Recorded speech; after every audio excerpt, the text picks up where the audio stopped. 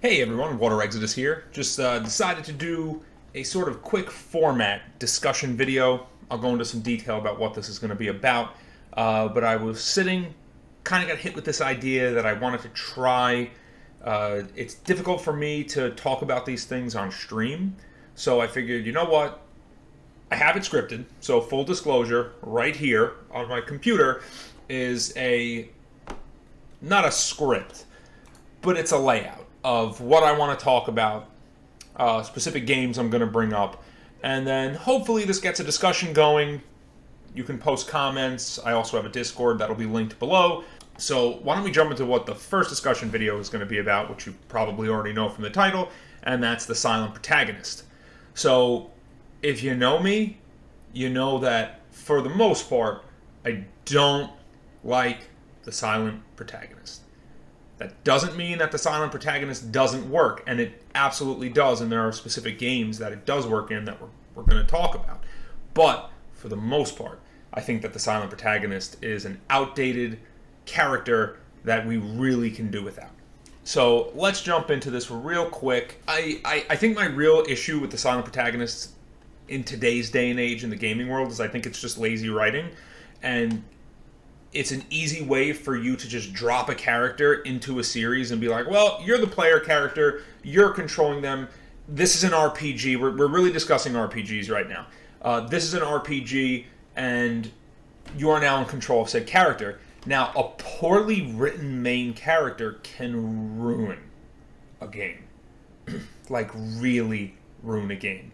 If you've played Final Fantasy XII, you know that a poorly written character can ruin a poorly written main character can ruin a game. Vaughn is a terribly written, horrible main character. Anyway, so like I said, we're talking about main characters, the Silent Protagonist, which is always the main character, in RPG specifically. Games like where it works, and why it works, and when it works, being a Silent Protagonist, would be like games like Final Fantasy I. You start up the game, bam, you're selecting your party, the names of your characters, their classes, and then that's it. The game starts, and you are the four warriors of light. The king introduces himself to you. Well, you technically introduce yourself to the king, and you start your adventure. You don't have a lot of interactions with the world that really I ever felt the need to say, wow, a party of four characters would have really been awesome here that had their own sort of strengths and weaknesses and personality. Imagine how much of the story of Final Fantasy V would have suffered if Bartz was not a characterized and spoken protagonist. Imagine if it was a silent protagonist. In Final Fantasy V, if you just shut Bartz up real quick, the story could have pretty much progressed the way that it was supposed to, but it would have suffered, as I feel most silent protagonists do, and the silent protagonistly driven games do. In the beginning of the game, Bartz meets Lena and Galuf, and then goes, alright, see you later, I did my part, you guys enjoy your journey, and Boko is like, yo, my man, you gotta go help them out. And Bartz sort of has a conversation with Boko, who's just like shaking his ass, I think, and pushes him towards the characters. Now, imagine if it was all just sprite animations. It would have felt so strange. That interaction alone with a chocobo, where the chocobo doesn't speak, but Bartz is speaking, definitely made you it made you feel more immersed in the story. If Bartz was a silent protagonist and was just sitting there looking at Boko, and Boko was doing the chocobo dance, and then he did one of these and ran backwards, you would have understood what was happening. Especially if you were playing games back then where you really did have to use your imagination because, my God, you didn't have much to work with. But it really does detract from the story itself. The same could be said about the Dragon Quest series, and I'm specifically speaking about the original trilogy. You are dropped in as those main characters. In Dragon Quest III, you even hire mercenaries sort of as your party members. But as the games get longer and the parties get bigger and the stories get deeper, the lack of personality-based spoken characters drags the game down, in my opinion. But do you know where it works?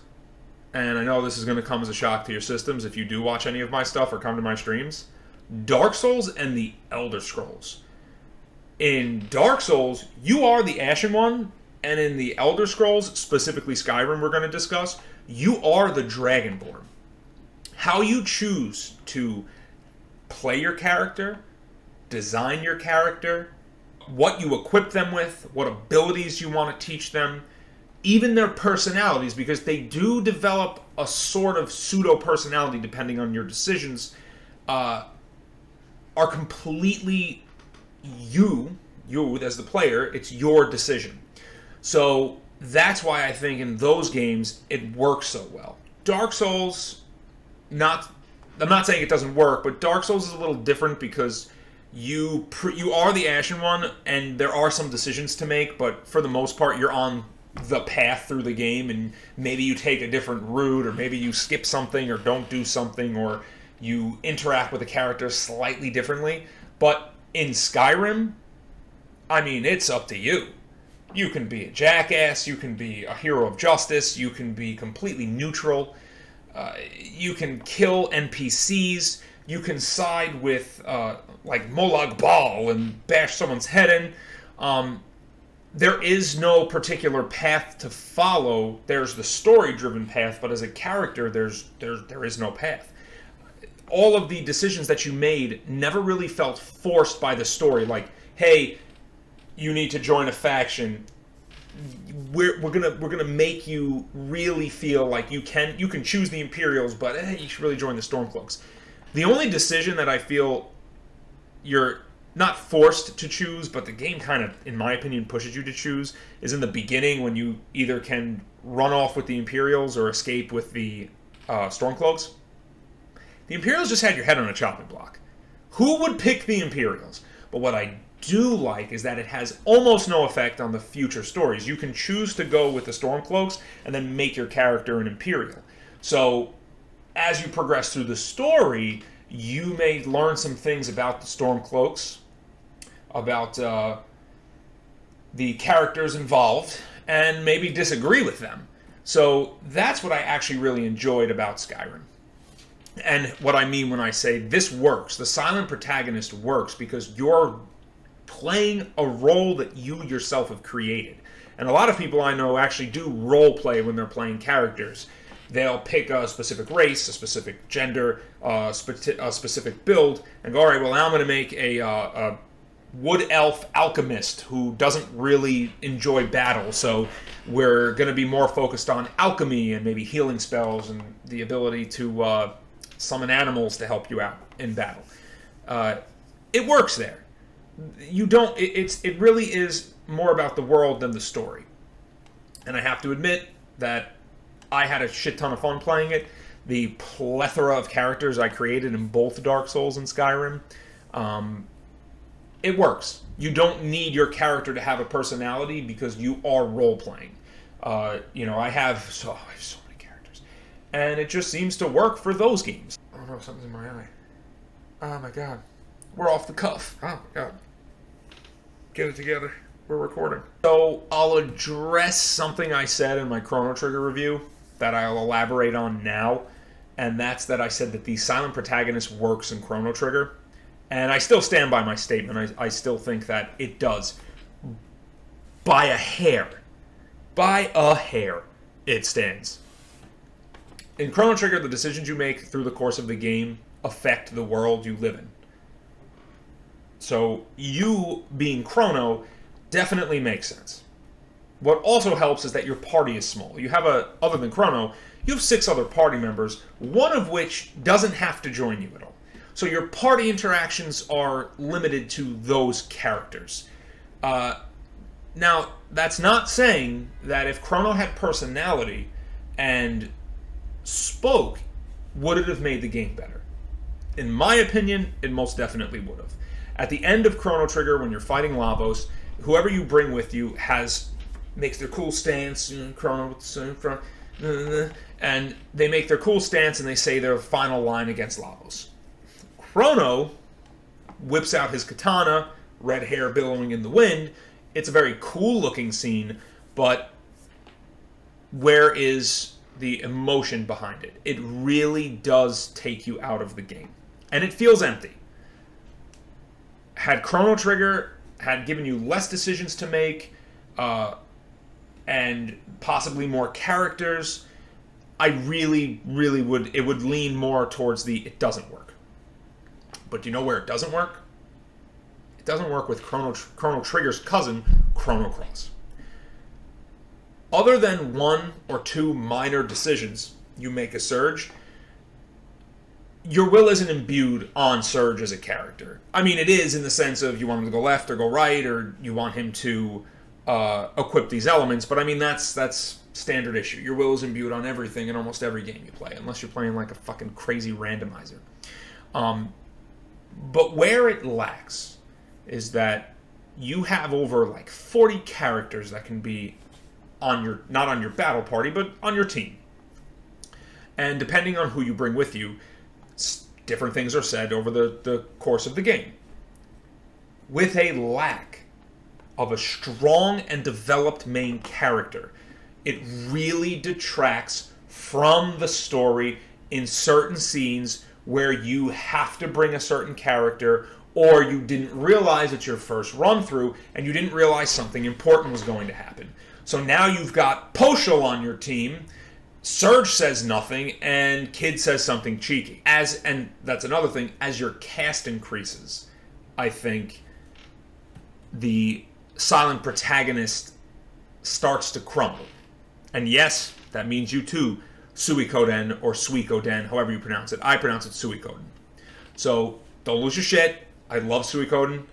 I even want to stream it soon. I enjoyed most of their games. But, come on. If you really want me to believe that Ter McDowell is so charismatic that he becomes the leader of the Liberation Army, that he's such a phenomenal leader and speaker that he could rally the troops to fight under his banner, you can't. It's not believable. It just isn't. You can't take over. So let me step into this. As a leader and leadership and charisma really go hand in hand, unless you're a ruthless dictator. But that's not what happens in the Suikoden series. These people are choosing to fight under your banner. So yes, I get it. They're dropping you in, and you're like, hey, here you go. You're in this role. You're the charismatic one. But it's as your party grows, and I know not everyone fights with you, but as these people are choosing to fight under your banner, it's just so unbelievable that someone who doesn't speak and someone who doesn't have, it's not just the speaking, it's the personality. There is no personality. Chrono did have some personality with his emotes, but it really just kicks me right out of the game. And that's why Persona Emblem is so hard for me to believe. Mac Daddy Ren, or Akira, or whatever his name is, needs to walk around with water wings and a snorkel because he's drowning in it. And I'm supposed to believe that. They gave him a bit of a personality, but for the most part, he's your blank slate character where you choose what he does, where he goes, how he responds to characters. And with the anime adaptation, and I believe there's a manga, he has a character and a disposition and a personality, and it's just so goddamn unbelievable to think that he is macking like that with zero personality. So next we have Fire Emblem Three Houses, which I fucking loved. I had such a blast playing through that game. I think I played through it 4 times. And I get they were borrowing the calendar and dating sim from Persona because, you know, it worked. But Byleth is the character's name. I think that's how you pronounce it. The students bless the ground that Byleth walks on. Now you can pick if Byleth's male or female, which I think is a pretty cool aspect of the game. There's so much they did right with that. Byleth is a blank slate, right? Byleth's a blank slate. Byleth doesn't have emotions. You make the decisions for the character. And I know they tried to write this off in the story and be like, well, because of certain events, which I won't go over because it's still a semi-new game, this character is the way they are. And it's just, again, when you are in the sort of game where you're recruiting a ton of characters and that your charisma could affect who joins you, it's so wildly unbelievable.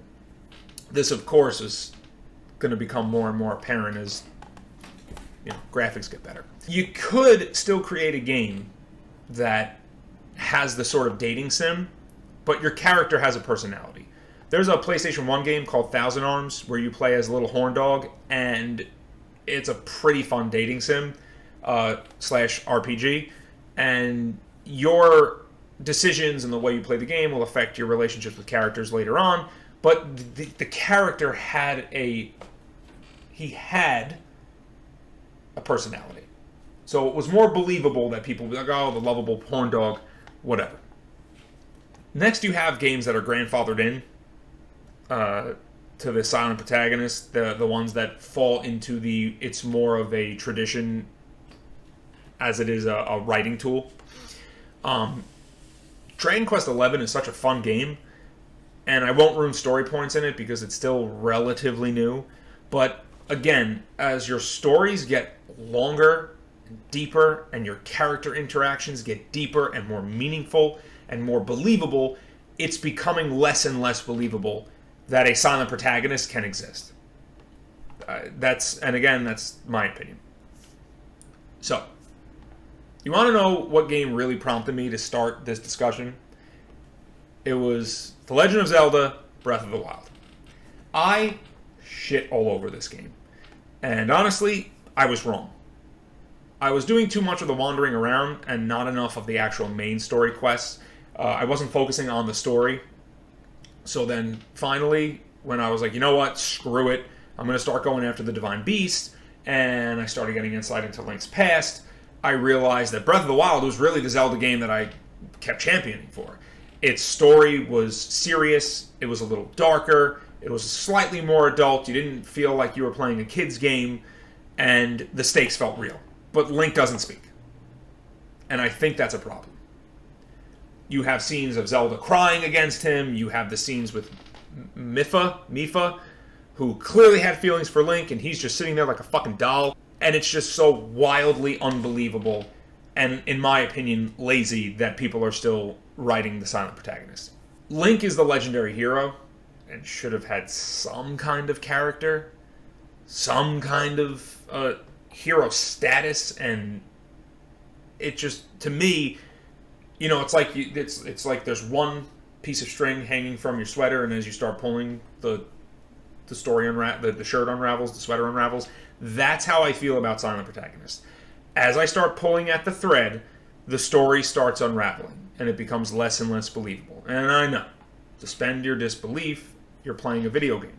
But I think that it is a very much a old trope that games are either grandfathering them in out of tradition or laziness, probably a little bit of both. And on games that aren't grandfathering them in because they're new games, I really think that it's laziness on the part of the writers. So that's how I feel about the silent protagonist. Again, these are my feelings on it. What I'm saying is not law. You can have a difference of opinion. All the games that I mentioned, by the way, I really enjoy. I didn't want to pick apart games that I couldn't stand because then it would just seem like I'm shitting on games that I don't like. Chrono Trigger, Chrono Cross, Breath of Fire, I did it again. I did it live on camera. Fire Emblem, The Three Houses, but Breath of Fire is another one that your character doesn't speak, and I think it's bullshit, and I think Breath of Fire 4 was very boring because of it. All these games I enjoyed playing. And I feel really suffer from the lack of a character leading the charge. And that's that. So, if you guys liked what you saw, give a like, comment, subscribe. We can continue these discussions on Discord. The links will be down below. And if you disagreed or agreed, comment, we can still talk about it and let me know what you think about this sort of quick format video that I'm able to get done a lot quicker than the reviews. But I think, no promises, but I think another review's coming.